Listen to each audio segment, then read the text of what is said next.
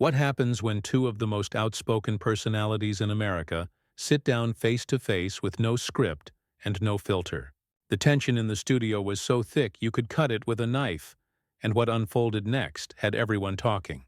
Before we get into this explosive confrontation, make sure you hit that subscribe button and drop a comment below telling me whose side you're on in this debate. Donald Trump walked onto the set of Jimmy Kimmel Live with his signature confidence, waving to the audience as they erupted in a mix of cheers and boos. Jimmy Kimmel stood from behind his desk, extending his hand with a smile that seemed friendly enough on the surface. But anyone who knew his late-night routine could sense the undercurrent of something sharper waiting to emerge. "Mr. President, welcome to the show," Jimmy said as they shook hands. "Thank you, Jimmy. Great to be here." "You've got a nice crowd tonight," Trump replied, settling into the guest chair. "Well, they're excited. We don't get someone like you every day," Jimmy said, returning to his seat. "So let's jump right in because I know everyone's been waiting for this. You've been back in the public eye more than ever. Rallies, interviews, social media posts. What's the goal here? What are you trying to accomplish?" Trump leaned back, completely at ease. "Well, Jimmy, I'm doing what I've always done, telling the truth, fighting for the American people, making sure their voices are heard. You know, the media, they don't always tell the full story. They take things out of context. They twist words. So I go directly to the people." "Right, directly to the people," Jimmy nodded. "But when you say the media twists things, you've also had moments where you've said things that are, let's say, verifiably not accurate. How do you reconcile that?" The audience stirred slightly, sensing the shift in tone. Trump's expression didn't change much, but there was a flash of something in his eyes. "Verifiably not accurate? See, this is what I'm talking about. I say something, and immediately people like you jump on it without understanding the context, without understanding what I'm really saying. I speak in a way that connects with regular Americans, not the coastal elites who sit around fact-checking every single word. I'm just a comedian from Brooklyn, so I don't know if I qualify as a coastal elite," Jimmy said with a slight smile. "But when you say something like, and I'm paraphrasing here, that you won an election that multiple courts and your own appointed officials said you didn't win, that's not about context, is it? That's just about facts." The audience reacted with some applause and some groans. Trump pointed at Jimmy. Here we go. You see, folks, this is exactly what they do. They bring you on, they act nice, and then they ambush you with the same tired talking points. Jimmy, let me ask you something. Do you really believe that election was totally fair? Do you really believe that everything was above board?" "I believe in the democratic process, yes," Jimmy replied calmly. "I believe in the courts. I believe in the officials who oversaw it, many of whom were from your own party. I believe in evidence, and there wasn't evidence of widespread fraud. That's not my opinion. That's what the courts found." Trump shook his head, looking out at the audience as if appealing to them directly. The courts didn't want to touch it. They were scared. Everyone was scared because of the pressure, the media pressure, the political pressure. But the American people, they know what happened. They saw the irregularities. They saw the problems. You can't just dismiss millions of people who have legitimate concerns. "But concerns aren't the same as proof," Jimmy pressed. "You can be concerned about something, but if there's no evidence to support it, at what point do you accept reality?" "Reality?" Trump's voice rose slightly. "You want to talk about reality?" "The reality is that I had the biggest rallies, the most enthusiasm, the most support, and then suddenly in the middle of the night, things changed. That's the reality. But you don't want to talk about that because it doesn't fit your narrative." Jimmy leaned forward, his tone still measured but firmer now. "It's not my narrative, it's math. It's how votes work. Mail-in votes were counted later in many states, and those votes leaned heavily Democratic because you told your supporters not to use mail-in voting.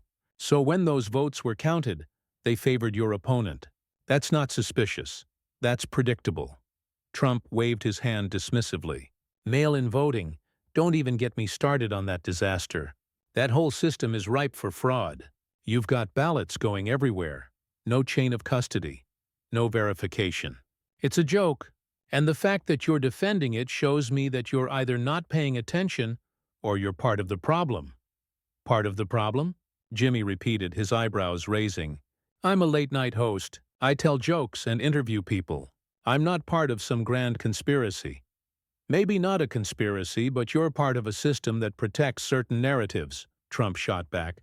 You make fun of me every night. You mock my supporters. You push a one-sided agenda. That's what the mainstream media does, and you're right there with them. The tension in the studio was palpable now. Jimmy took a breath, maintaining his composure. I make fun of everyone, including myself. That's comedy. And yes, I've made jokes about you, but I've also had you on my show. I'm giving you a platform right now to say whatever you want. How is that one-sided? Because you're not asking me real questions, Trump said, his voice growing more animated. You're asking me gotcha questions, trying to make me look bad in front of your audience. That's not a real conversation, that's an ambush.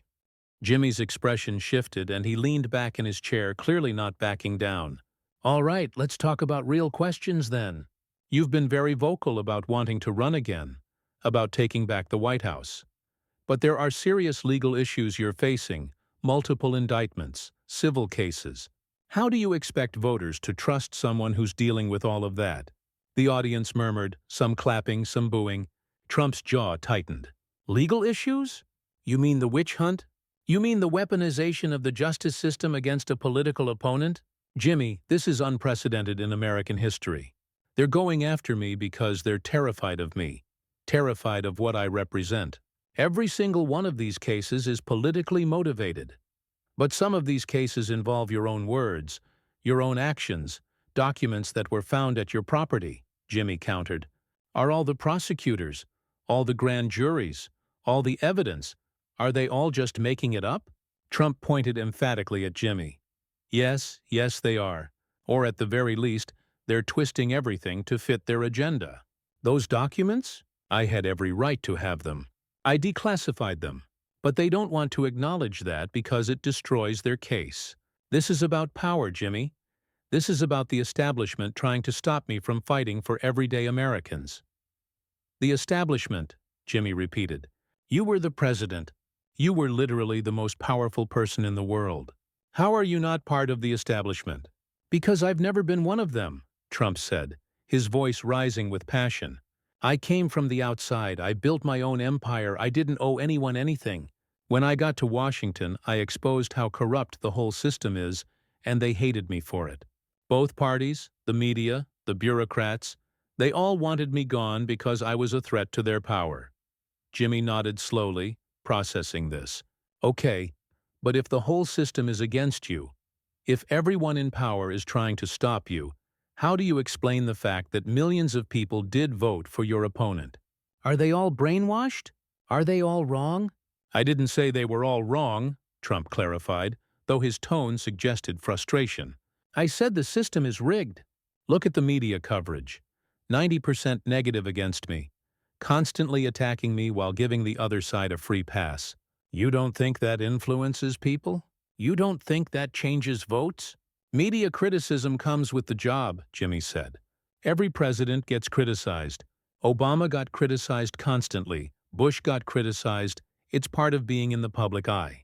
You just seem to take it more personally than anyone else. Trump laughed, but it wasn't a warm laugh. More personally?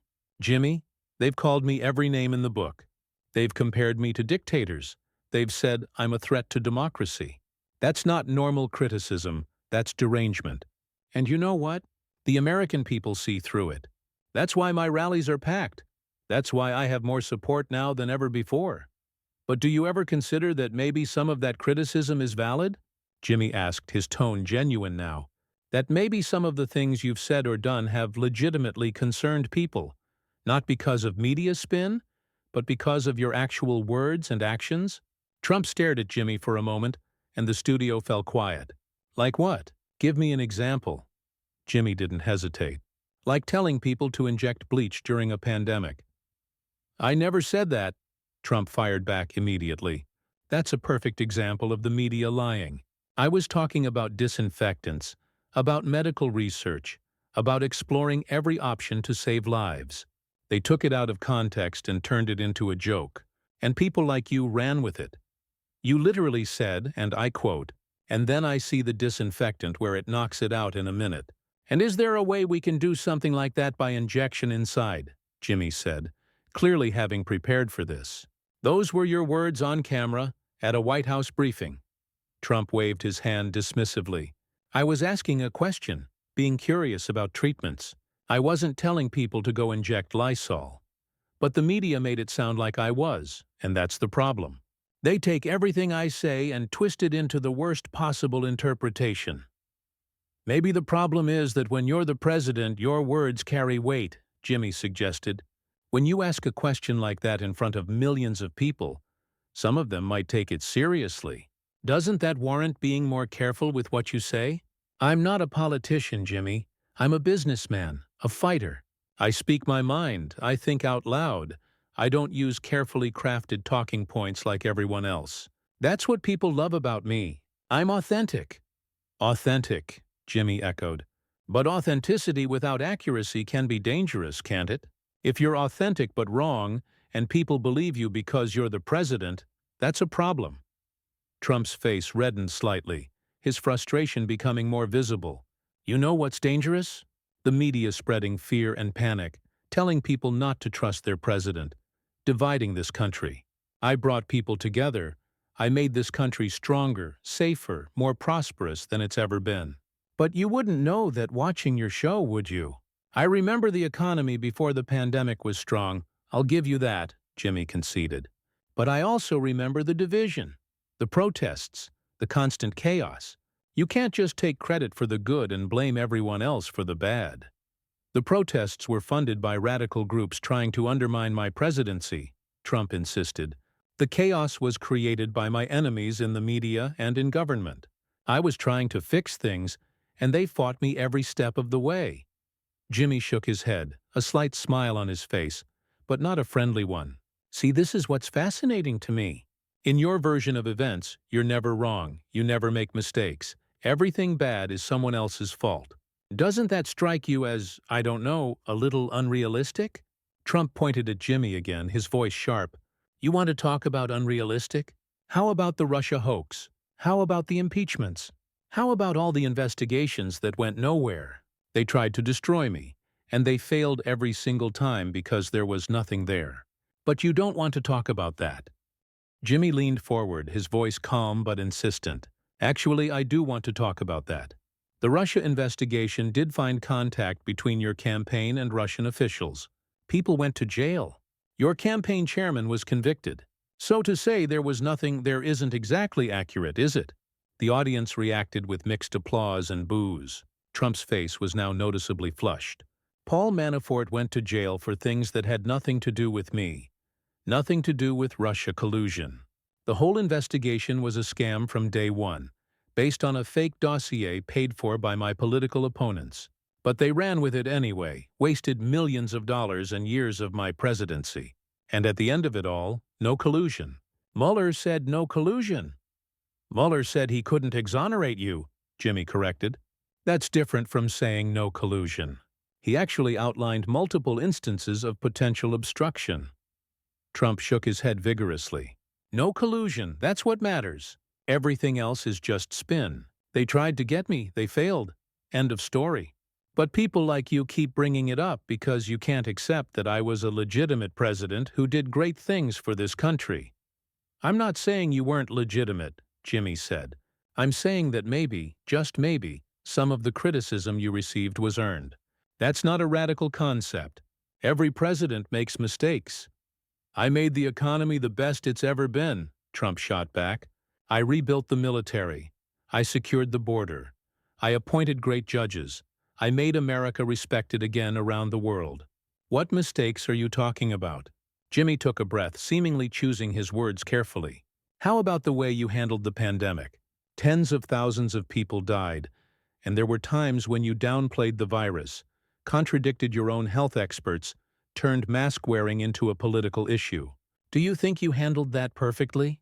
Trump's voice rose sharply. "I handled it better than anyone could have. I shut down travel from China when everyone called me racist for doing it. I created Operation Warp Speed and got vaccines developed in record time. I gave governors everything they asked for. What more could I have done? You could have worn a mask, Jimmy said simply. You could have not held indoor rallies during the height of the pandemic. You could have not suggested that it would just disappear one day like a miracle.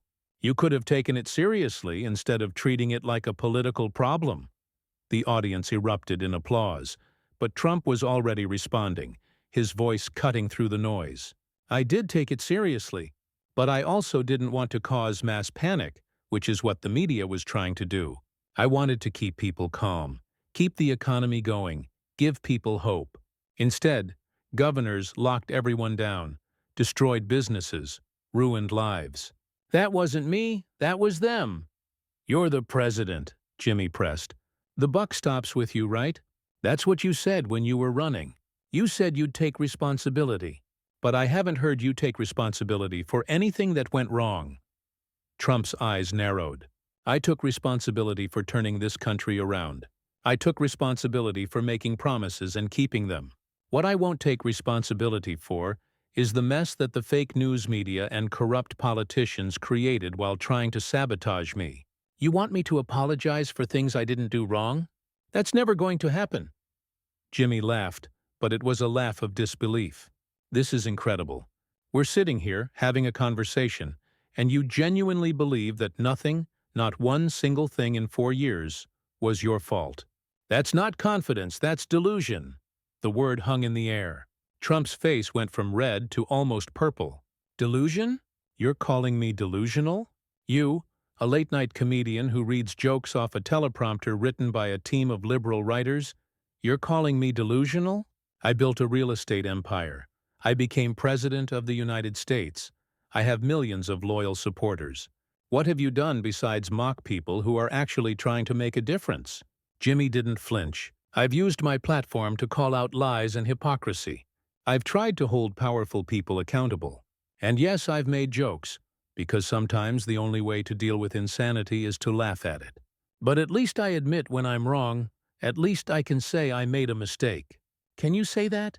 I don't make mistakes, Trump said, his voice low and intense. I make decisions. And sometimes those decisions don't work out the way I planned because other people interfere, because the system is rigged against me. But I stand by every decision I've made because I made them for the right reasons. That's not how life works, Jimmy said, shaking his head. Everyone makes mistakes. Presidents, comedians, businessmen, everyone. The difference is whether you learn from them or just blame everyone else. Trump stood up suddenly, startling everyone in the studio. For a moment it seemed like he might walk off the set. The audience gasped. Jimmy remained seated, watching him carefully.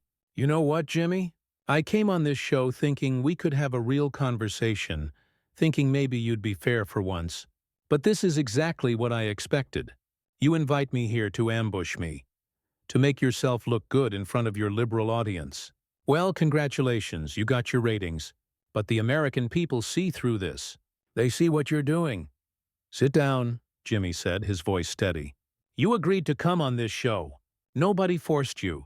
And if you can't handle tough questions, if you can't defend your record without getting angry and walking away, then maybe you're not as strong as you think you are. The challenge was clear. The studio was silent, everyone watching to see what would happen next. Trump stood there for a long moment, his hands clenched at his sides. Then, slowly, he sat back down, but his posture was rigid, defensive. I'm not walking away from anything, Trump said, his voice tight with controlled anger. I'm just not going to sit here and let you disrespect me. I'm not disrespecting you, Jimmy replied. I'm asking you questions. If you feel disrespected by questions, that says more about you than it does about me. Trump glared at him, and the tension was so thick you could feel it through the screen. Ask your questions then, but ask them honestly, not with your smug attitude and your gotcha mentality. Jimmy nodded. Fair enough. Here's an honest question. Do you genuinely believe you won the last election, or is this just a strategy to keep your base energized? The question cut right to the heart of everything. Trump's eyes locked onto Jimmy's, and for a moment, the mask of bravado seemed to crack just slightly. I believe what I believe based on what I saw, what I heard from thousands of people, and what common sense tells me. You want me to say I lost? I'm not going to lie to make you or anyone else feel better. I believe the election was rigged, and I believe history will prove me right. But what if history doesn't prove you right? Jimmy asked. What if, years from now, we look back and all the evidence still says you lost fairly? Will you ever be able to accept that? Trump was quiet for a moment, longer than he'd been quiet all interview. The audience was completely silent, hanging on every second. I don't deal in hypotheticals, Jimmy. I deal in what I know to be true. And I know that millions of Americans feel the same way I do. Their voices matter. Their concerns matter. You can't just dismiss them. I'm not dismissing them, Jimmy said, his tone softening slightly. I'm saying their concerns, as valid as they may feel, need to be based on evidence. Feelings aren't facts. And when every court, every audit, every recount says the same thing, at some point you have to accept reality. Not for me, not for the media, but for the good of the country. Trump shook his head, but his voice was quieter now, less combative. The country needs a fighter, someone who won't back down when things get tough. That's what I am. That's what I've always been. You see it as not accepting reality. I see it as not accepting corruption. But where does it end? Jimmy pressed. If you run again and lose again, will you accept it then? Or will it always be rigged, always be stolen, always be someone else's fault? Because that's not fighting. That's just refusing to accept that sometimes you don't win. The words seemed to hit harder than anything else that had been said. Trump's jaw worked, and you could see him processing, calculating his response. I've lost before in business. I've had setbacks, but I've always come back stronger. The difference is, in business, you know who your enemies are and you know the rules. In politics, the rules keep changing depending on who's in power and who the media wants to protect. So you're saying if the rules were fair, you'd always win? Jimmy asked, a slight edge returning to his voice. That seems pretty convenient. I'm saying I win when I'm allowed to compete on a level playing field, Trump clarified. And in this country right now, the field is anything but level. The media, the tech companies, the establishment politicians, they all have their thumb on the scale. Jimmy leaned back, studying Trump carefully. You know what I think? I think you're so used to being in control, so used to getting your way, that when things don't go how you want, you can't process it. So you create a narrative where you're the victim, where everyone's against you, because that's easier than admitting you lost or made a mistake. Trump's voice rose again, the anger returning. I'm not a victim. I'm a fighter. There's a difference. Victims complain and do nothing. I fight back. I expose the truth. I refuse to let them silence me. That's not being a victim. That's being strong. Or it's being unable to let go, Jimmy countered. Look, I get it. Losing is hard, especially when you're someone like you who's built an entire identity around winning. But the healthiest thing you could do for yourself and for the country is to move forward. Not forget, not stop fighting for what you believe in, but accept what happened and build from there. Move forward? Trump repeated, his tone incredulous. How can I move forward when they're still coming after me? When they're still trying to put me in jail, still trying to bankrupt me, still trying to destroy everything I've built? You want me to just roll over and accept that? I want you to fight the fights that matter, Jimmy said. Fight for policies you believe in. Fight for the people you say you represent. Fight in the arena of ideas. But stop fighting reality. Stop fighting facts. Because when you do that, you lose credibility, and eventually, you lose everything. Trump stared at him, and for just a second, there seemed to be something almost vulnerable in his expression. But it passed quickly, replaced by the familiar defiance. I'll never stop fighting for what's right. Whether you or anyone else approves of how I do it, that's not my concern. The people who support me, they get it. They understand what I'm up against. And that's all that matters. Jimmy nodded slowly, and when he spoke, his voice was measured, almost sad. That's the tragedy of all this. You have a platform. You have influence. You have millions of people who believe in you. You could use that for something positive, something unifying. Instead, you use it to divide, to attack, to spread doubt about our institutions.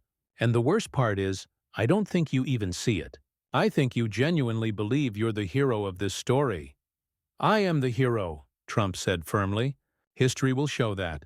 Future generations will look back and see that I was right about everything. The fake news, the corruption, the rigged system. They'll see it all. Maybe, Jimmy said quietly. Or maybe they'll see a man who couldn't admit he lost, who spent years tearing down the country's faith in democracy because his ego couldn't handle defeat. I guess we'll find out. The two men sat there, staring at each other across the desk. The audience didn't know whether to applaud or stay silent. The moment stretched on, heavy with everything that had been said, and everything that remained unresolved. Finally, Jimmy turned to the camera. "We need to take a break. We'll be right back." But as the cameras cut and the audience murmured, Trump stood up, removed his microphone, and without another word to Jimmy or anyone else, walked off the set. No handshake, no goodbye, just the sound of his footsteps echoing through the studio as he disappeared into the wings. Jimmy sat there for a moment, processing what had just happened, then looked at the audience with an expression that was hard to read. Was it satisfaction? Regret? Maybe a bit of both. The interview was over, but the conversation it started was just beginning. Social media would explode within minutes. Cable news would dissect every word for days. And people across the country would argue about who was right, who was wrong, and what it all meant. But in that studio, in that moment, there was just silence. The kind of silence that comes after something significant has happened, something that can't be taken back or undone. Two men had sat down to talk, and what emerged was a perfect snapshot of where America finds itself. Divided, angry, unable to agree on even basic facts, and uncertain about how to move forward. The cameras would start rolling again soon, the show would continue, and life would go on. But that conversation, that confrontation, would be replayed and remembered for a long time to come. So what do you think? Who had the stronger arguments in this heated exchange? Drop your thoughts in the comments below, and don't forget to subscribe so you never miss another story like this. The question I want to leave you with is this: can two people with completely different views of reality ever find common ground? Or are we destined to just keep talking past each other? Let me know what you think.